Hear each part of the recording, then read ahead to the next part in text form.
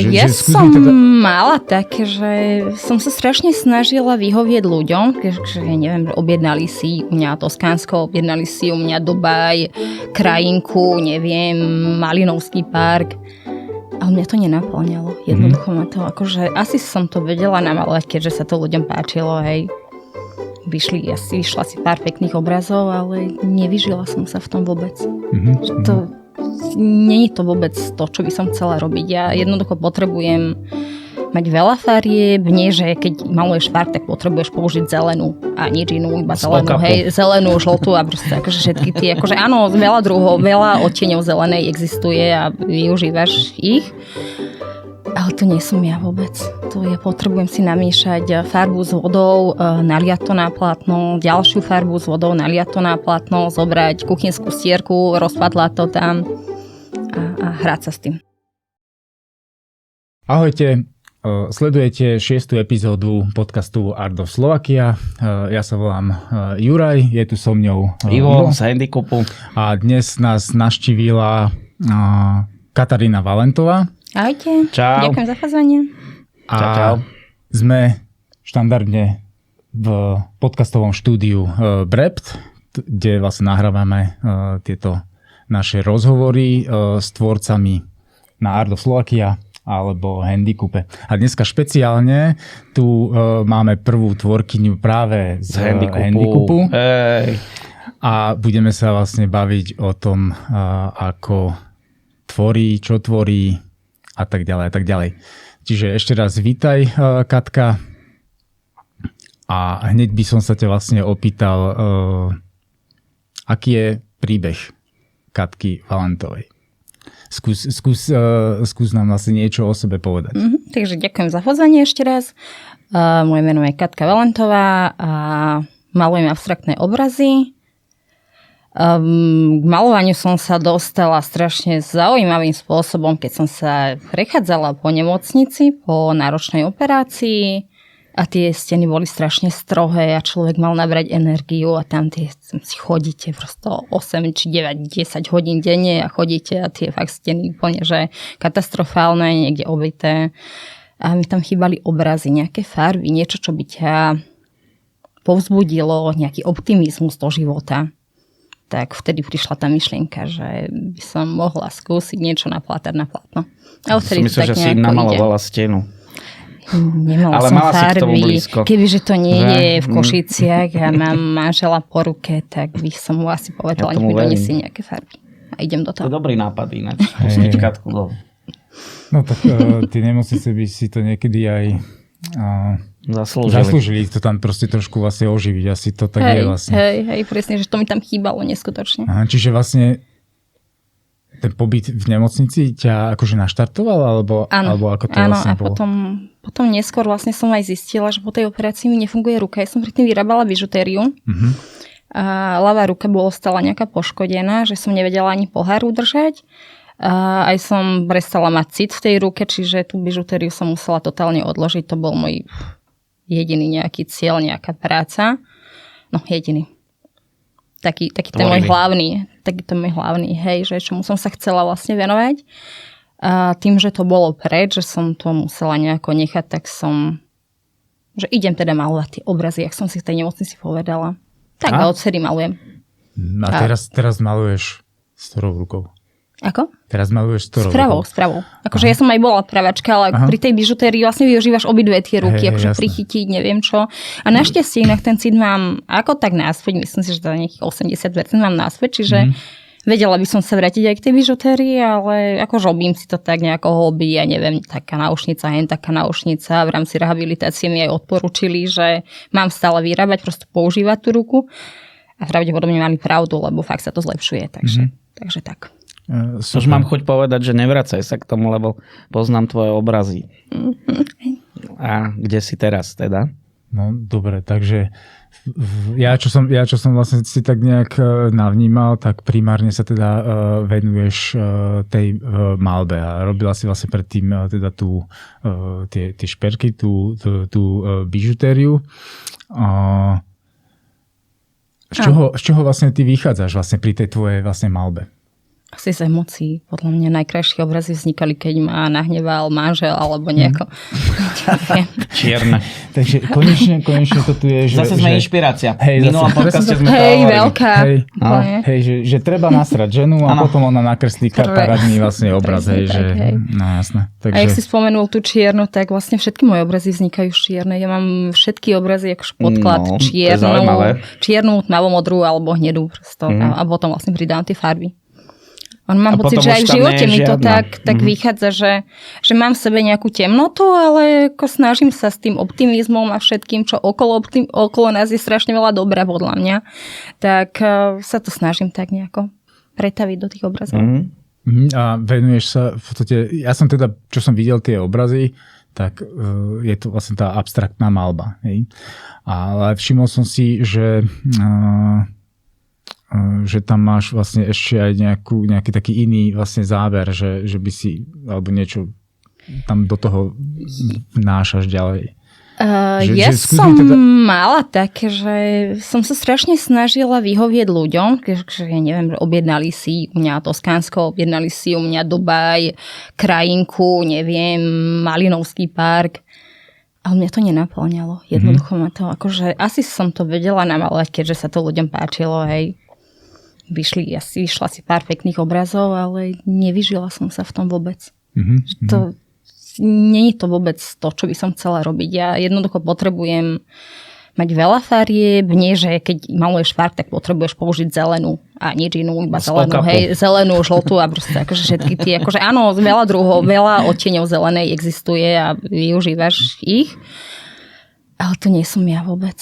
To ja potrebujem si namiešať farbu s vodou, naliať to na plátno, ďalšiu farbu s vodou, naliať to na plátno, zobrať kuchynskú stierku, rozpadlať to tam a hrať sa s tým. Jasné, chápem. A máš vlastne akože snažíš sa niečo tými tvojimi malbami, aby to tvojou vlastne tvorbou aj vyjadriť, že dávaš do toho nejakú takú svoju hĺbku? Alebo... Asi všetky emócie. Ono to ide tak ruka v ruke, že keď to máš v sebe, tak ja to teda potrebujem dať von. Že všetko, čo prežívam. Že to vlastne tá tvorba, to malovanie vlastne u teba je hlavne vlastne o tom, že... Je to terapia. Je to vlastne tá terapia. Hej. Chápem. A ja som si tam u teba trošku všimol, že tie tvoje diela vlastne, že nie sú umelecké diela, ale že je to moja duša na platne. Ale trošku by ma zaujímalo potom, že ako ty máš vlastne definíciu toho umeleckého diela, keď si sa takto ako keby... Pre mňa je umelec, ktorý to možno aj študoval, ktorý sa tomu venuje, ktorý sa vyzná do umenia. Ja všetky o umení poviem tak prd, že vôbec nič. Ja sa nepovažujem vôbec za umelca presne z dôvodu, že ja patlem tie farby. A toto prídeš ku mne, si namalujeme nejaký obraz spolu, tak ty pozeráš na mňa, že som kompletná. Že ja neviem, špachtlu zo stavebnín, ja to milujem využívať svoje ruky. Aha. A toto je inak veľmi zaujímavé. To je presne to, že trošku sme sa teda pred začiatkom tohto rozhovoru o tom bavili a to je práve to, že keď si pozerám vlastne tých ľudí, ktorí sú či už na handicape alebo nárostlak, tak v tom konečnom dôsledku vlastne všetci sú to z môjho pohľadu ako tí umelci, tí tvorci a aj vlastne teba takto vlastne vnímam. To je jedno, že teraz používaš špachtlu, ale vlastne, že vytváraš vlastne to dielo, hej, ktoré vlastne potom niekoho robí vlastne radostným, šťastným, hej, čiže vidíš, toto je taký iný pohľad. Tvorca som jednoznačne, že to vytváram, ale že by som bola umelec, to vôbec. Ja sa teda nepovažujem za umelca. Hej. Chápem. Ja som iba naznačoval, že sme túto otázku už dali 2-3 krát, alebo 2-krát aj vlastne predchádzajúcemu Hugovi, ktorý kreslil vďaka robotovi. Takže či je vlastne Hugovi Michalovi myslíš? Ale hovorí si Hugo. Ale je Michal. Je Michal. Robot, neviem, ako sa volal, ale že dali sme mu presne túto istú otázku, že do akej miery teda akože to umenie je stvárnené ako ním, alebo tým robotom a či sa považuje za umelca alebo umelecké dielo, či to považuje. Takže no je o čom vždy hovoriť. Tak u nás každý sa vníma inak. Áno. A ešte, čo sa týka také tej figurálnej tvorby, to som si tam vlastne všimol, že s týmto sa nejak pohrávaš, alebo je to taká nejaká tvoja... Tým, že ja som chodila na odevnú školu, tak tam nejaké tie základy kresby som si prešla, presne aj takouto figurálnu. Mám pár obrazov, asi mi ostali 3 alebo 4 obrazy, ktoré som ešte nepremalovala, ešte som nestihla. Ale nie je to vôbec smer, ktorý by ma bavil. Aha. Vôbec. Čiže vlastne skôr je vlastne ten náš... Boli obdobia, keď som sa hľadala. Premalováva obrazy, teda neviem, či si z toho vyrozumel, pre mňa to bola novinka, že sa to robí. Tak super, tak vlastne ty si kupuješ vlastne obraz, kde máš viacej obrazov. Áno, vlastne. keby som zobrala riedidlo, tak ešte 4 vrstvy sú tam pod tým. Ja mám pocit, že všetky tie moje pekné obrazy vznikajú presne tým vrstvením tej farby. Aha. A koľko tam vlastne... Koľko niekedy je 20. Že premaluješ vlastne ono, tak to by si vlastne mohla, niekedy fakt aj 20, že ono to je, ja neviem, je základná vrstva, potom... Čierna. Takže som počúval. Alebo hnedá. Dobre, keď máš, ale potom, prepáč, že máš vlastne obraz a ten má, dajme tomu hodnotu, ja neviem, 250-300 eur, tak vlastne tým, že tam urobíš viac tých obrazov, tak by si to mohla násobiť potom, nie? Dobrý nápad. Je výborne. A tým som nerozmýšľala. Alebo povieš, že čo je pod tým. Alebo nafotím, že vlastne aj tento tu je. No, vidíš to, už nám tu niečo vzniká zase. Hej, super. Skvelé. A my tu máme aj na obrazovke, aj za tebou taký banner, že 3. A ja viem, Ivo vie, aj ty vieš, ale chceme vlastne aj divákom vlastne túto tému priblížiť. A ako si sa dostala vlastne k výstave 3? No ja som sa k výstave 3 dostala, že mi Ivo zavolal z Handicapu, že či by som nešla do toho. No tak išla, ešte mi to tak akože krásne povedal, že však nemusím nič robiť, že oni si prídu pre obrazy a budú vystavené po Bratislave, budú putovať, no však čo by som nechcela, však je to strašne super, nie? A som zistila, že ono to aj je super, že je fakt neskutočné, že akože kým som ja mala tie obrazy len tak doma v garáži, no tak kto ich vidí? Manžel, výborne, ten si ich nekúpi všetky. Ale už musel nejaké, nie? Tak už má nejaké v kancelárii. Musel, jasne, že musel. A ono je to fakt úžasné, že ma vidia tí ľudia. Že veľa známych mi povie, že robím tu a tu v tomto business centre, videla som tvoje obrazy vystavené, že super. Že ja som ani nevedela, že ty takto vo veľkom maluješ. Nie, nemalujem vo veľkom vôbec, len máme tu Iva, ktorý je... Katka, predal sa obraz, máš nejaký ďalší? No, mám. Alebo Kvetka, idem malovať. Takže áno. Ja by som teda povedal, že ako vznikol nápad 3 a vlastne ako si prišla do Handicapu. To sme sa zhodli, že to si nikto nepamätáme, ale ja som veľmi rád naozaj, že si s nami. A pri niektorých ľuďoch, keď ich oslovujem, mám také stiahnuté trochu taký žalúdok, že toto je už hotový človek, že neviem, či bude chcieť byť ešte aj v našej komunite a tak ďalej. A pri tebe som to mal tiež, lebo naozaj tvoje obrazy, keď som videl, tak sa mi veľmi páčili a to je pre mňa veľmi dôležité, aby sme v Handicape mali vlastne veci, ktoré sú naozaj hodnotné. No a takže sme sa privítali spolu v Handicape a prišla myšlienka teda toho, že by sme citlivovali priestory business centier. A ja som myslel, že teraz keď si začala o tom hovoriť, že bude to také ľahké, že iba dáš obrazy a tak ďalej, ale musím povedať, že ono to až také ľahké nebolo, lebo ten pôvodný plán bol, že kuriéri odvezú, nejak sa to tam nainštaluje, ale to sa nainštaluje, sa odvezie. Musí urobiť Ivo. Ani nie, práve že dievčatá to práve ja som sa tak snažil do toho moc nerýpať, pretože pre mňa priestorové videnie, napríklad výstavy, ja to nemám v sebe, ešte musím prezradiť a na to sú študované veci, hej, ale máme ešte kolegyňu Janku, ktorá už nejednu výstavu raz urobila, takže ja som ju privolal ako jednu z tých troch, a ktorá aj vystavuje a zároveň nám pomáha s tým priestorom, že s tým videním, ako by to malo byť. A je taký, no nechcem povedať, že kurátor, ale proste áno, je tam niekto ten, ktorý tomu rozumie trošku viacej. Sú tam 3 ženy, ktoré sme pomenovali práve, že 3 ženy, 3 obrazy a 3 osudy. A tým, že vnesieme tieto príbehy do priestoru, tak tí ľudia, ktorí sú v tých biznis centrách zamestnaní alebo prechádzajú okolo, tak sú bližšie k tomu, že tá inklúzia tu existuje, že sme šikovní, zdravotne znevýhodnení. No a myslím si, že Katka zatiaľ vedie v predaji obrazov, čo nie je síce súťaž, ale musím ju naozaj pochváliť, že naposledy teraz, čo sme v Telekome, tak sa nám veľmi darí.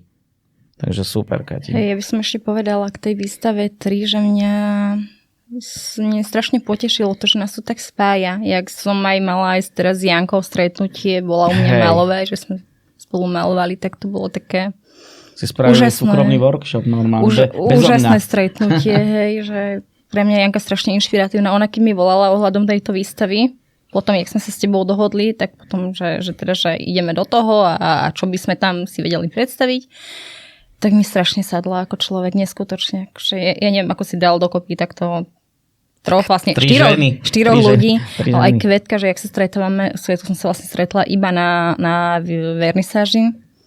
A neskutočný človek, akože tak pozitívny, super, úplne úžasne. Mňa toto veľmi teší, že to je naozaj, a ešte aj ten presah toho, ako keby aj kamarátstva, aj toho, že ste si ten workshop spravili, že wow, že no. Vy ste mi zobrali všetky moje otázky.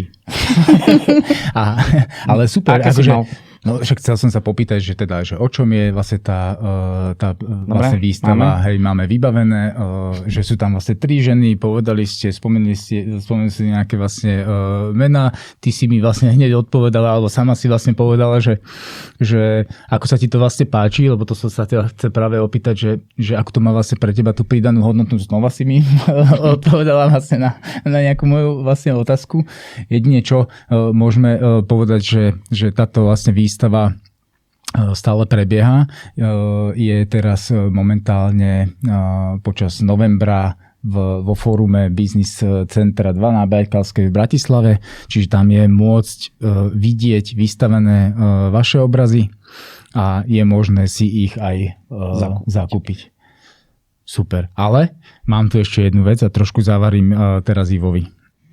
Že je niečo, čo by si ty vlastne Ivovi odporúčila, že by mohol urobiť ešte lepšie v tom handicape? Áno, robiť viacej takýchto výstav aj pre iných ľudí. Ivo, makaj. Vy ste boli dohodnutí.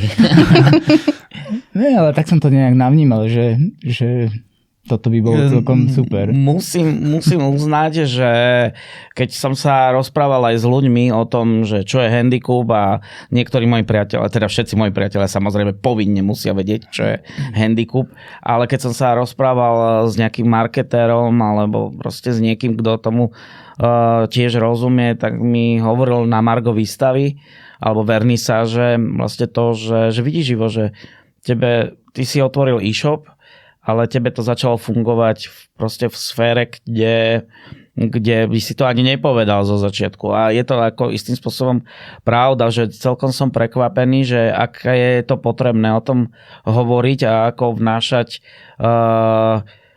tú ideu toho, že zdravotne znevýhodnení ľudia takisto tvoria, takisto majú svoje životy, takisto to proste pretvárajú do svojich diel a priniesť to niekomu bližšie, aby si to mohol blízko pozrieť, možno, že sa toho dotkol kvázi, tak je to podstatnejšie ako to, že to niekde svieti na internete. No, hlavne pri tých obrazoch je potom akože dosť podstatné, aby to videli. Lebo ja to nafotím s nejakým displejom, mne to inak ukáže, tebe to počítači inak ukáže. Že stalo sa mi, jak minule si jedna pani zobrala jeden obraz z business centra, si kúpila a mi volá, že ale viete, tie obrazy vyzerajú na tej stránke úplne inak. Že hej, takže fotografa potrebujem. Áno. Produktového. Ale ty si myslím, že to nenafotíš. Veľa ľudí sa chce dotknúť. Tým, že mám štrukturované tie obrazy, že aj to? Vidím, že sa pochytajú proste úplne. Že a Janka tam ešte tiež dáva tie kamienky, že napríklad ten kruh, alebo cycle sa to volá u nej, že na tej fotografii to vôbec nie je vidno. A tiež keď ho pridávala na stránku, som sa aj pýtal, že prečo sa to tak volá. A ona, že keď ho pozrieš pod iným uhlom, tak vidíš vlastne tú štruktúru. Ale to som chcel, že vlastne môžeme sa vrátiť hneď k tomu, čo si vravela s tou nemocnicou. Že tie obrazy vyzerajú naozaj v tom priestore úplne inak. Aj keď vytvárame vlastne novú výstavu, tak sa na to pozeráme pohľadom, že ktorý obraz kde bude, tých 9. A je to veľká pravda, že veľmi na tom záleží.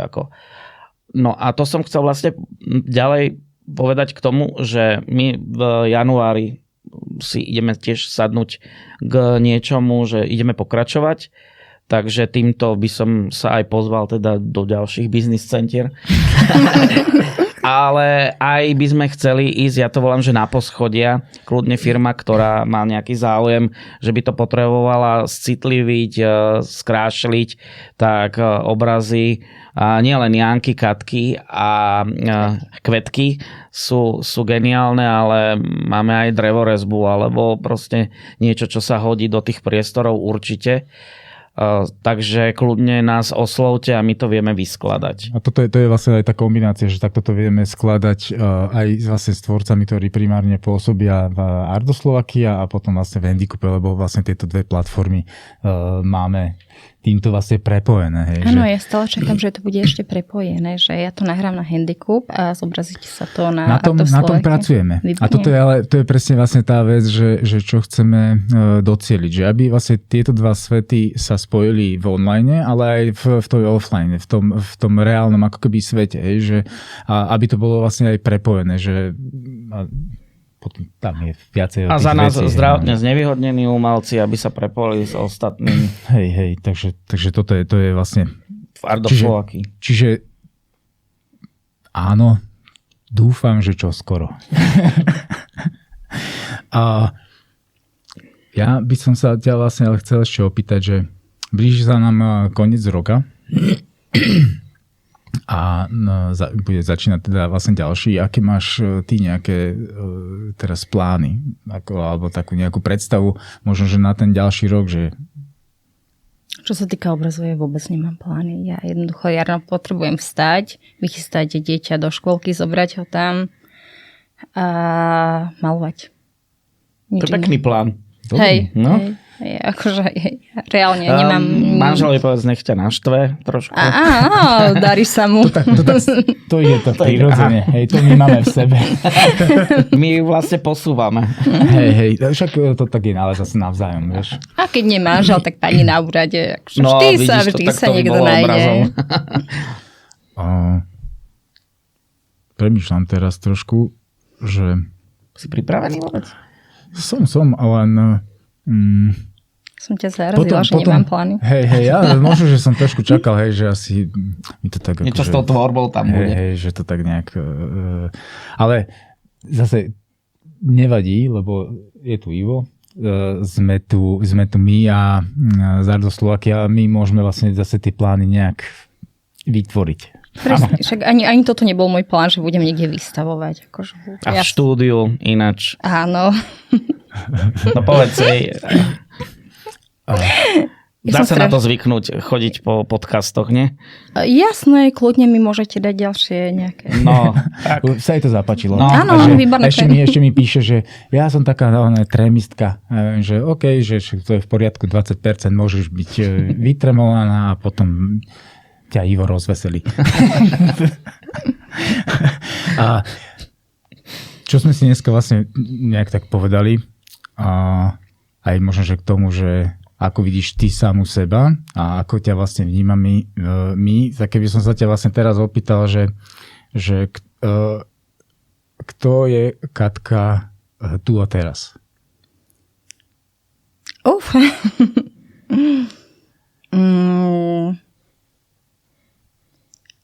prvom rade som matka. Ako pre mňa je, odkedy mám syna, áno, no je to také prepojené, že vlastne ja som vlastne ochorela počas tehotenstva.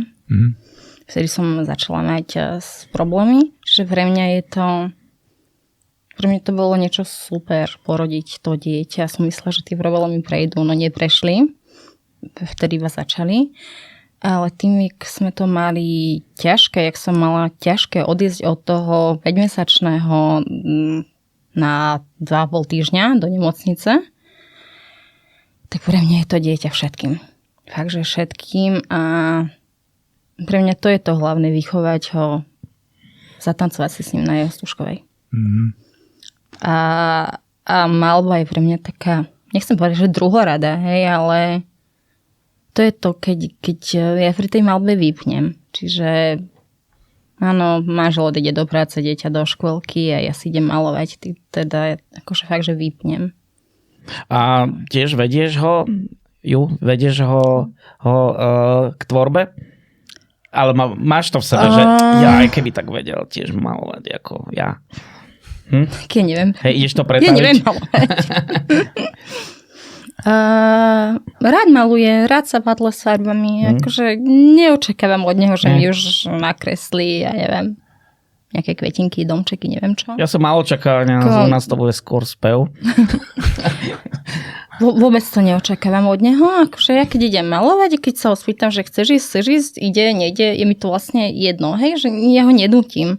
Vôbec ho nenútim, ale baví ho miešať tie farby. Presne jak ja, akože milujem, keď rozlejem tú farbu jednu, druhú, jak sa to spojí, jak ešte idem do toho buď s rukou, alebo s tou kuchynskou, čiže to je špachtlou, tortovou, cukrárskou.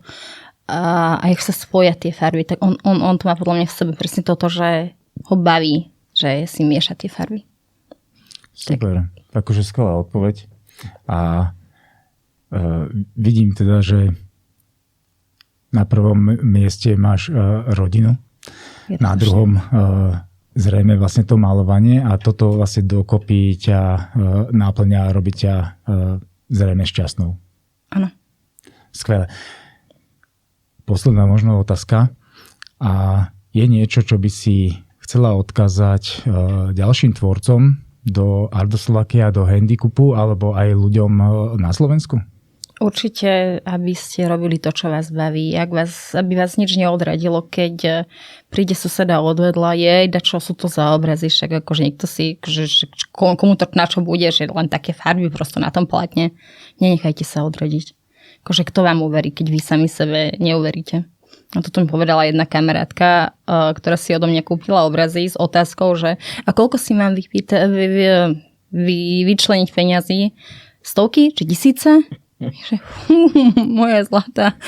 1000. Pri 1000 ešte nejsme, ale teda dalo mi to strašne veľa, že mi tak verila, že vlastne prajem každému, aby našiel niekoho, kto mu bude tak veriť a potom si vlastne človek začne veriť aj sám.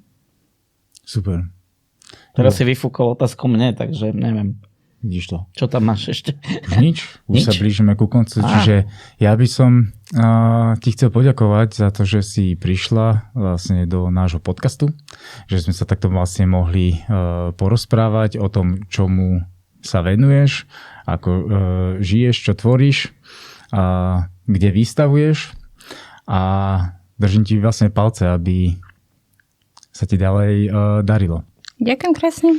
A rád by som sa poďakoval aj vám sledovateľom, že ste si dopozerali tento diel až vlastne do konca a tešíme sa na vašu priazeň. Zdieľajte nás a posúvajte vlastne tieto rozhovory o tvorcov, ktorí pôsobia na Ardo Slovakia a Handicupe ďalej. Ďakujem veľmi pekne a majte sa krásne. Ďakujem, ahojte. Ďakujem, ahojte.